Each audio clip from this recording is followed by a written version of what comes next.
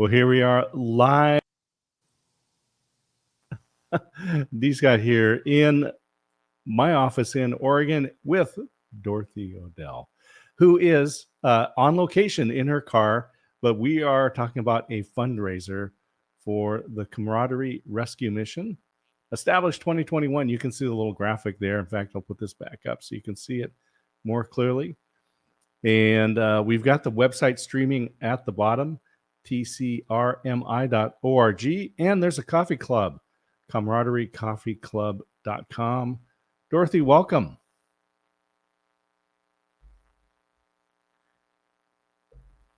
And are you hearing me there? You put in your earbuds.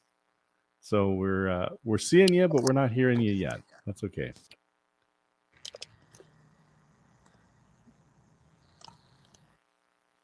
Okay. All right.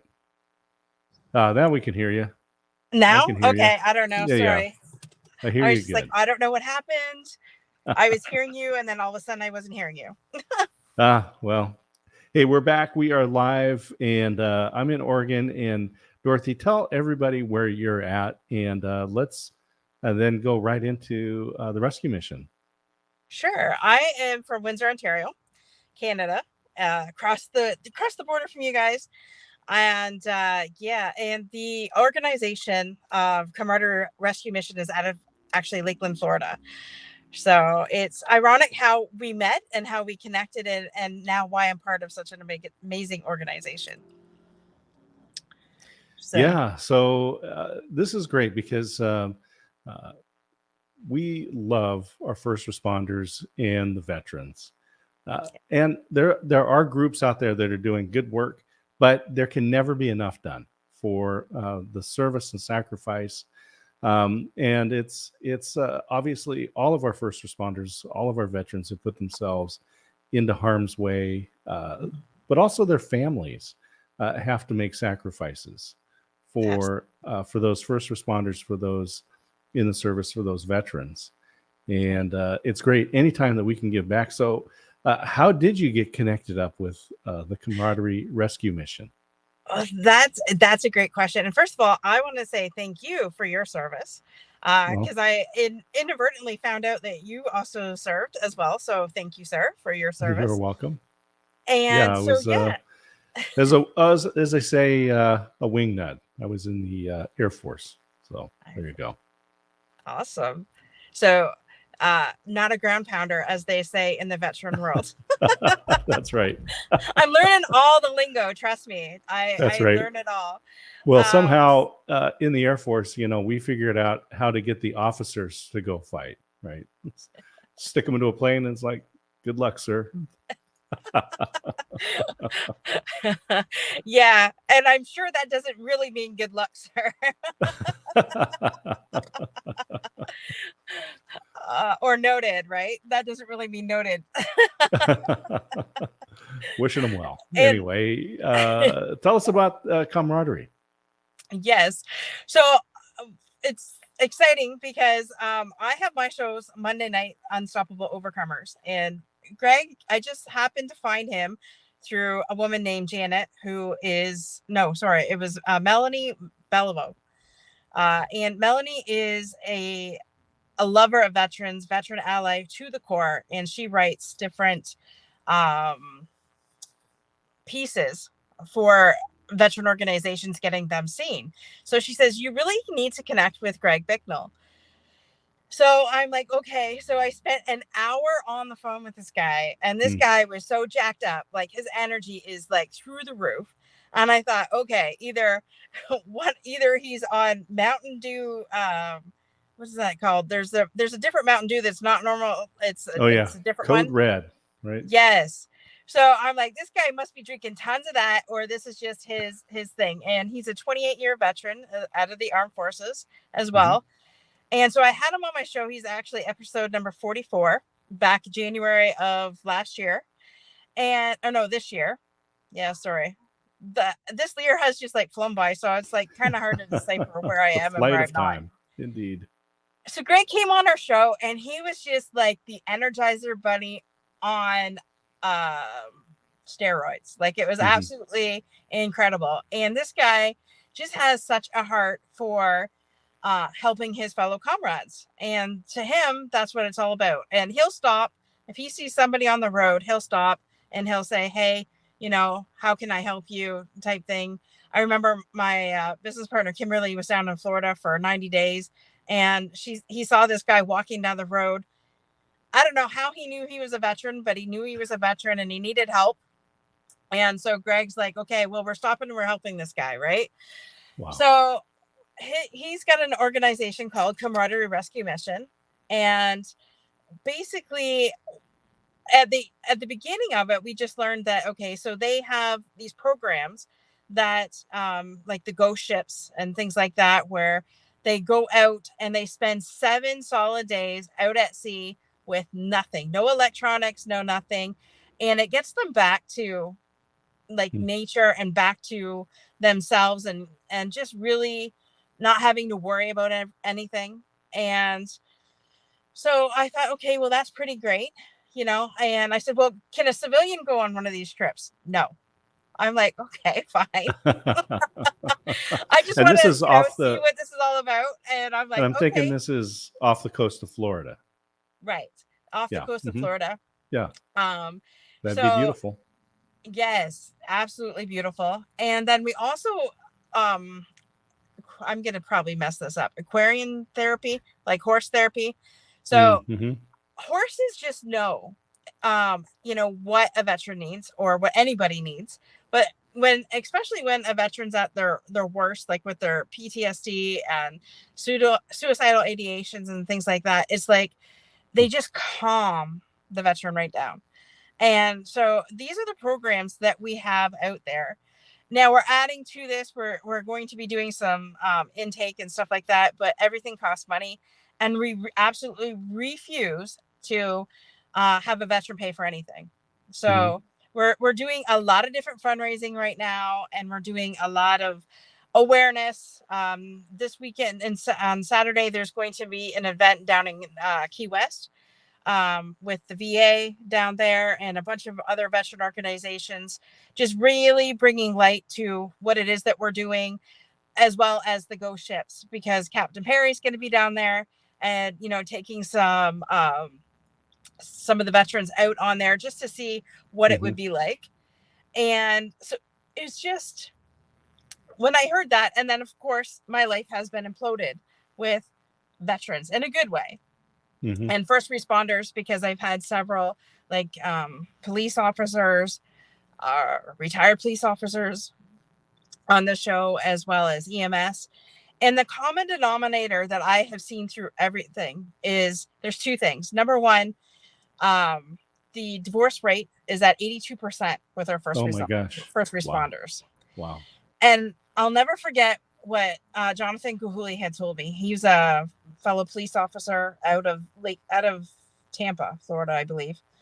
And when he told me that, part of the reason is your spouse just doesn't know what's going on. And at the time, you really don't want to have that conversation, right? You just want to leave work at work and you want to leave home at home.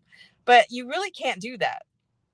And as a spouse, a lot of the veterans that I talk to, they say, their number one hero is really not them, it's their spouse, because they're at home taking care of the kids while they're off to war or out on the streets, pounding the pavement out in the streets, keeping our community safe. But what the spouse doesn't realize is, yes, you've been at home 12 hours with your child, but they've seen incredible stuff out on the streets or out in the battlefields, or just even in basic training. I would imagine that's not pretty. So, just really understanding that your spouse wants to spend time with you. They just need to have a shower first before they go play with their kids. And that just, when Jonathan painted that picture for me, it was just like, what if we could also do things with the spouses, like make them aware of what's really going on with their husband or their wife, and just really, instead of nagging at them, what if we just took a step back and thought and taught them that, listen, this is what's going on. this is how we can help. And it would not only save marriages, but it would, you know, we go through life with so much strife and so much anger and so much resentment. Why don't we just talk about it instead of, letting it fester? And so when Jonathan now told me about that, that's another program that I want to bring to Camaraderie Rescue Mission. But again, everything takes time. Hey, Jordan. I think that's Jordan. Kind of hard to see. This glass is like tiny. Yeah, we've got Jordan Thomas, and he says, hello, Jordan. Congratulations, by the way. He has just graduated college after Wow. a long journey. And so we wish him well as he's moving into his next career. And thanks for watching us, Jordan. You are always a great supporter. The families are so important. We did mention that they're making sacrifices. I love that you're talking about communication, because in general, spouses can use help.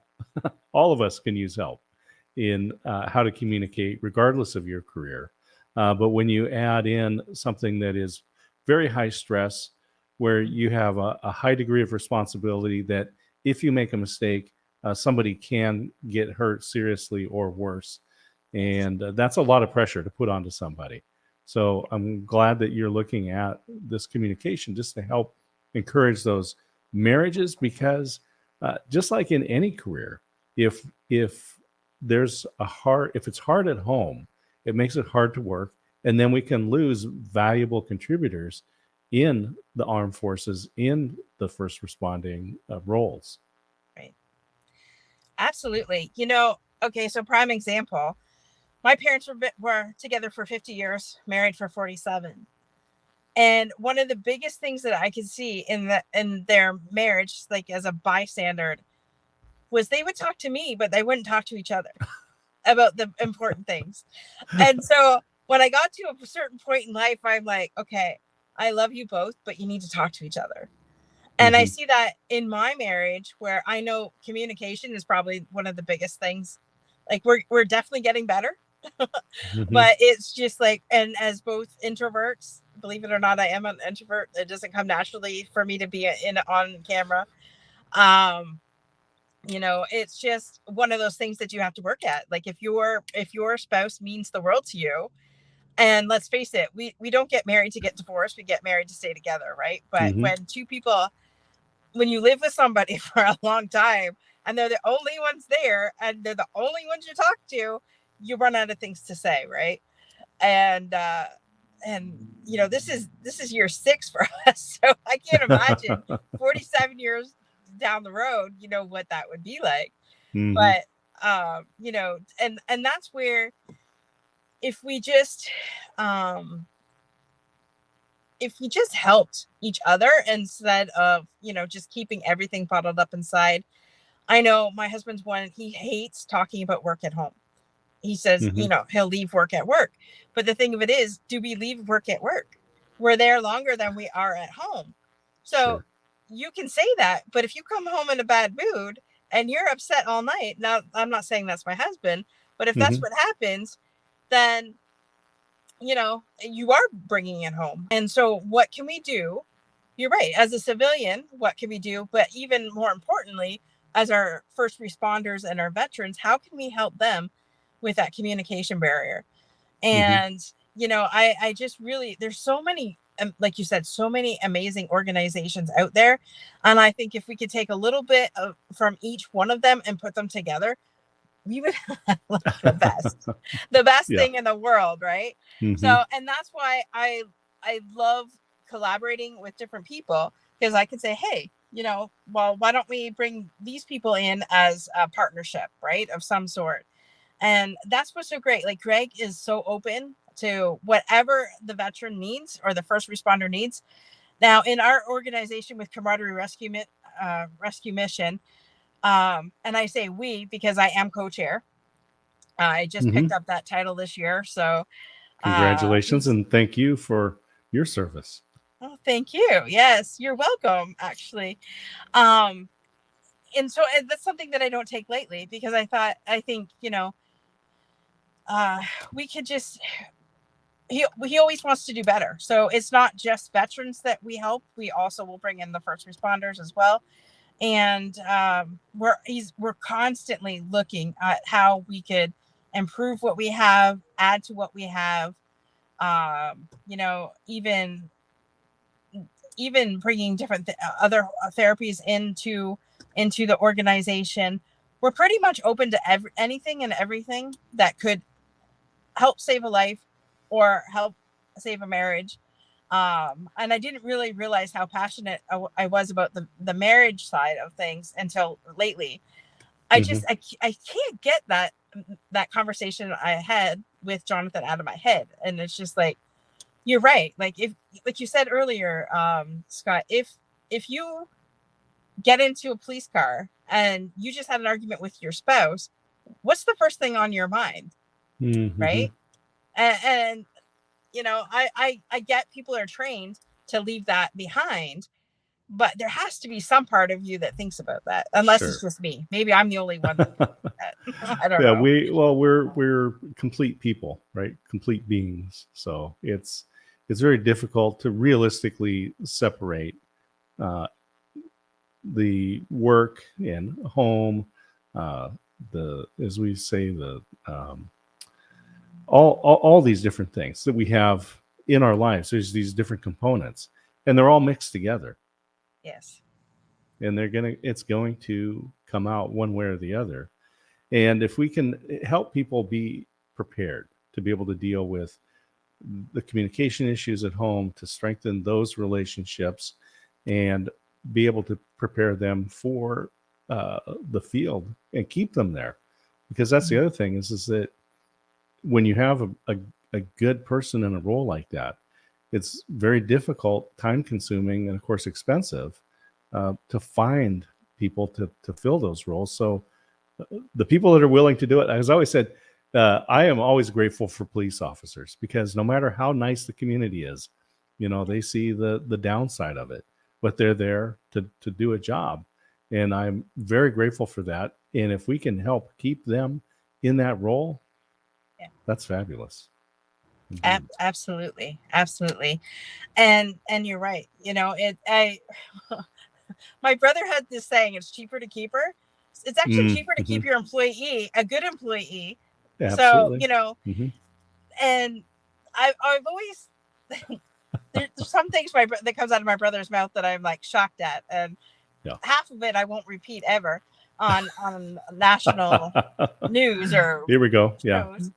But that's just, it's always stuck in my head. And you're right, and part of what I'm gathering from the last 6 months that I've worked with different veterans and different organizations is, and this is putting it bluntly, we train these men and women to kill, but we don't train them with the after effects.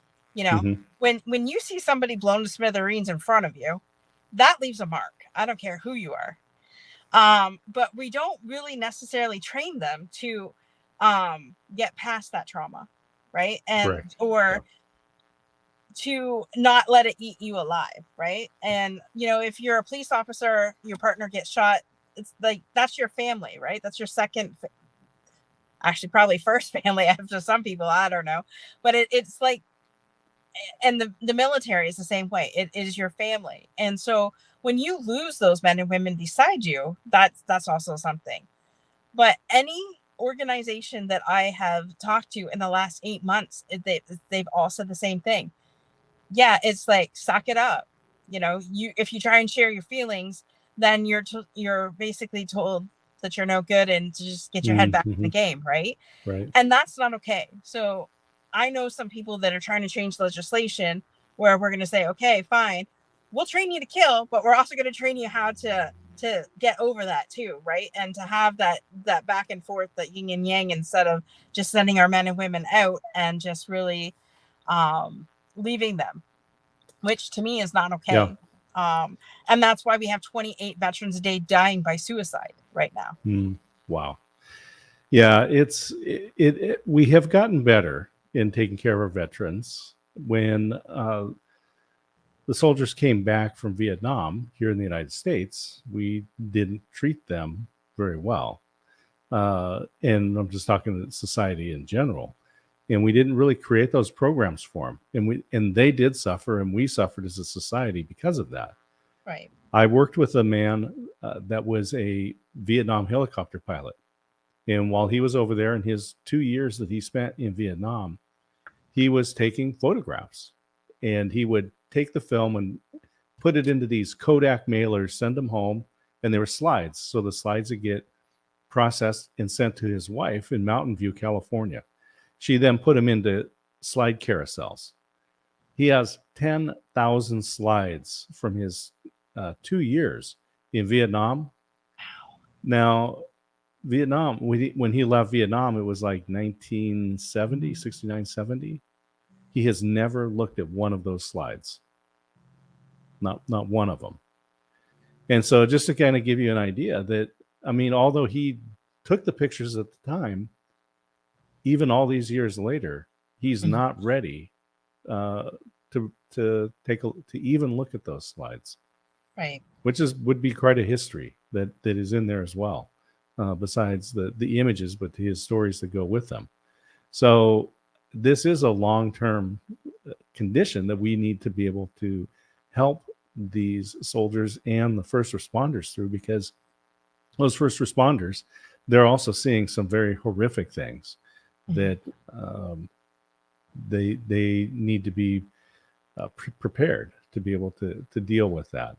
Yes, absolutely. As a matter of fact, I have a friend that was a volunteer firefighter, and he was called to a scene, and he had to do CPR, but he knew the person was gone before he even started. And he said their chest was like jelly. It's like you can't even imagine. But I think the mom was at the scene, and the mom was freaking out. So in order to, I'm not saying look good, but in order to, even if there was any small hope of saving this person, he started doing CPR, and he said it was just like jello. So could you imagine, like, even those thoughts afterwards, right? Because you've done this, you've dealt with this.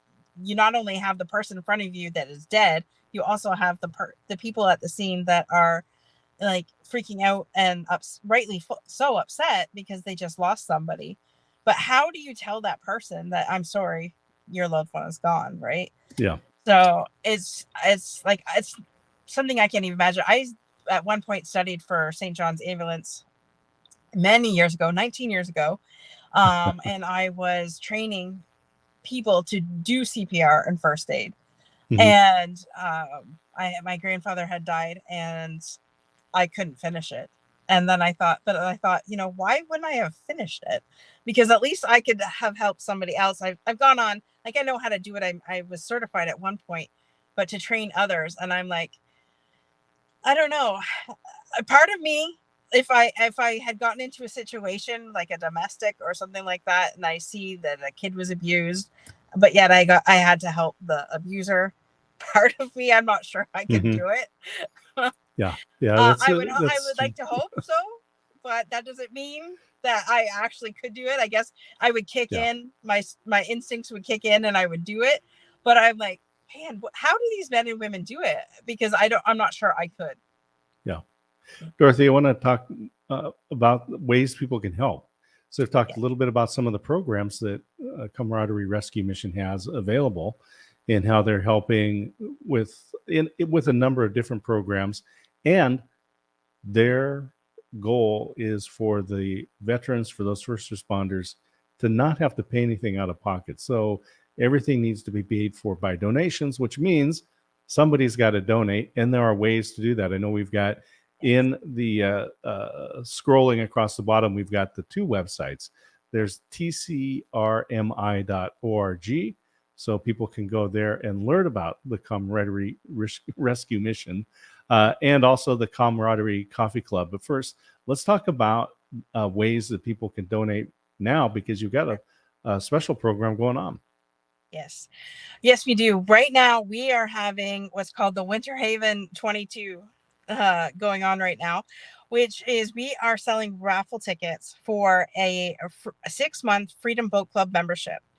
So it's an amazing way to, if you're a business owner, even you know, it's a tax write-off for you because you're making that donation. So for $100, you get your name into the draw and you get a Camaraderie Rescue Mission t-shirt. And that's simply by going to the www.tcrmi.org/shop is the where to get that.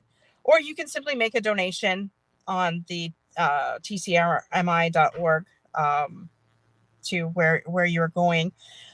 And so that's we really need to get 2,222 tickets sold. We're hoping that it's like we're hoping for this to be done at our Key West location this Saturday.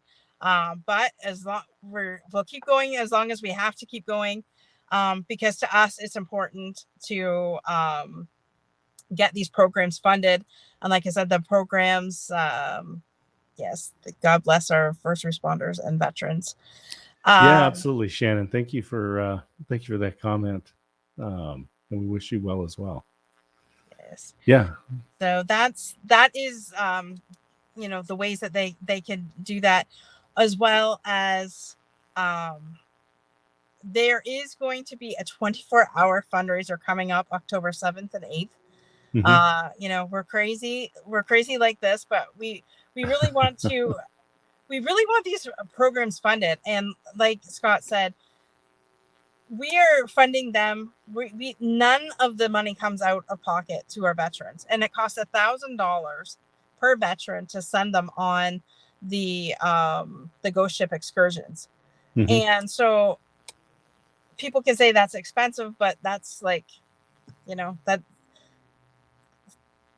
they are effective and they do work. I mean, there are several testimonies, which I wish I would have given them to Scott before today, but they are on my LinkedIn profile. Some of the testimonies that we have had. Steve was one of them. I mean, this guy went on for close to 15 minutes on just how much the Camaraderie Rescue Mission has changed his life. And so it was just so great to hear that, because and we also have Molly too. Molly has been in on the ghost ship excursions, and it changed her so much that she's actually vice president of the Camaraderie Rescue Mission now. So that's wonderful. Just yeah, she's a veteran herself, amazing lady. And so it's just, that's why we're out here. And of course, you know, we'll be adding programs as we go. We have, like I said, the horse therapy sessions out at Nancy Slater's. And it's just amazing how working with a horse can calm our veterans down. So people can go to tcrmi.org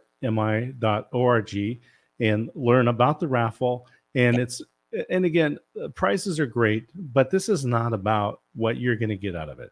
This is about making a donation to help an organization that's a nonprofit organization that is here to serve.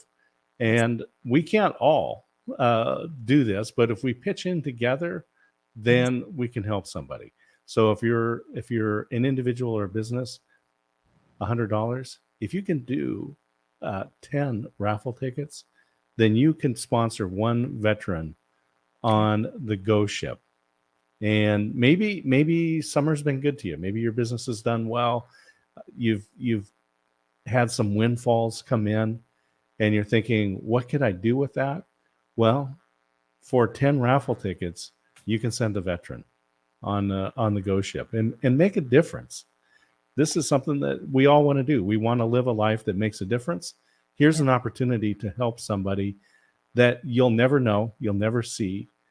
And that's a pretty good feeling, by the way, when you can make a donation and help an organization that's helping people. That's a good day. Absolutely. And I noticed that you did put the Camaraderie Rescue Mission Coffee Club on there too. So for those of you that love coffee, instead of buying your coffee at the grocery store, buy Camaraderie Rescue Mission coffee. I'm still waiting for mine to get in. So I'm not sure exactly. I'm sure it tastes amazing. We have our own special blend. We have the regular as well. And it's just really half the proceeds from the coffee sales go back into the mission, and well, the other half goes to, if somebody wants to even join us as well, we could definitely pair, so that half the proceeds go to your organization and half the proceeds go to back into Camaraderie Rescue Mission. So we're definitely looking for people that want to sell it as well, if that's something that you want to do. Anything that we've been selling so far has gone right back into the mission of the proceeds. So there you go. Veteran-owned, veteran-operated small business, passionate about coffee. I love coffee myself, and I am definitely going to take advantage of this, because you got to, if you're like me, and not only are you a coffee addict, but you're a coffee snob. I'll drink anything but complain about it a lot. So, but I have high hopes for the coffee here from the Camaraderie Coffee Club. So I'll be putting an order in after we get off the line here. Perfect. I appreciate you. And then the proceeds will go back to there too. So that's awesome. Yeah. Yes. You'll have to let us know how, as if you're a coffee snob, how much you enjoyed it. Yep, absolutely. My wife and I, my wife does not drink coffee, but we actually on Amazon Live yesterday went through a whole bunch of the coffee processes that I have, because I've got the drip and the French press and the Chemex and I don't know what all. I've lost track. So, but you got to have it. So get coffee right here. Right. Get your coffee here.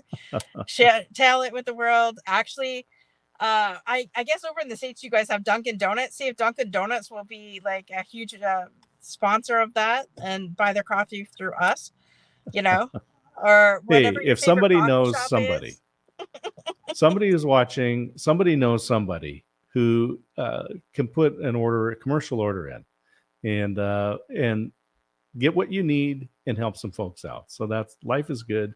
We're all in this together. We need each other. We need to help each other find those opportunities, and just take a step forward and say, I'm willing to make this commitment. I'm willing to help. Absolutely. Yes. Yeah, thank you for saying that, because it's true. That's to me what it's all about. And for me, sometimes when you lose hope, you think, okay, well, you know what, I'm doing this because there's 28 veterans a day that are dying by suicide right now. So if I don't open my mouth, there goes another one. And so that is what's been in the forefront of my mind, and that's what continues to drive me through all these fundraising efforts that we're doing, because it isn't about me. It's about saving that veteran and saving that family, and saving that, I know what it's like when a family member dies by suicide. You don't have any answers. And I know what that's like. So I don't want that for somebody else. So that's exactly why I'm out here promoting this like crazy. Our raffle is our number one right now. And like Scott said, if you can only do $50, $20, $5, whatever, then that's great. If you can, if you're a business, and like Scott said, you've been had an amazing year, get 10, 20 raffle tickets. It goes right back to our veterans and our programs. It costs, like I said, $1,000 per veteran to go on the ghost ship excursions. And so, and we will never charge a veteran for that. So Dorothy, we've talked about how you got involved with the program. We've talked about some of the different programs and ways that people can donate. As we wind down, what are the final words that you want people to know? And we talked about the suicide, which is horrific, and one is too many, and anything that we can do to help is great. But go ahead and share some last words and how people can get a hold of you, and that you've got videos available, and then we'll sign off for today. Yes. Again, I just thank everybody that has been watching this live, and for those of you that are going to watch it on the replay, I can definitely be contacted. LinkedIn is usually my main source of where everybody can to get a hold of me. I am on Facebook too. That's Dorothy Ann Graham Odell on LinkedIn and Dorothy Graham Odell on Facebook. And some of the videos that are there for the testimonies and Greg being on there, they're on my LinkedIn page. So definitely get a hold of them there. What I'll do is once I get home, I can even put some of them in the comments of this as well. I can do that. Fabulous. So I'm going to put your LinkedIn profile in the comments, and then we'll just bring that up on the screen here so people can see. There you are. You're very easy to find on LinkedIn, so people can search, find you, and that's the right one. Connect up with you. That is Fabulous. Me. All right. Well, and I just want to say thank you so much, Scott, for doing this. Oh, absolutely. It's an honor and a privilege to be able to help. And again, we all have to do what we can. And if it's buying a bag of coffee, that's what it is. If it's buying 10 raffle tickets and sending one veteran, then that's perfect. So whatever we can do, we're in this together. Thank you for choosing to step into this role and giving me the opportunity to share with folks today. And thank you to Shannon and Jordan for making comments. With that, we are going to wind down. Stand by as usual. We'll be right back here. So just a second. So that's Dorothy Odell, and she is volunteering with the Camaraderie Rescue Mission. And there's a raffle going on. Make sure that you follow the link at the bottom here. And so you can go to tcrmi.org, learn about the raffle. Again, prices are great. It's about what we can do to give to support, or CamaraderieCoffeeClub.com and buy some coffee. And with that, we'll sign off for today. Thank you for everyone for watching, commenting, and sharing this valuable information. Have a fabulous day. Cheers.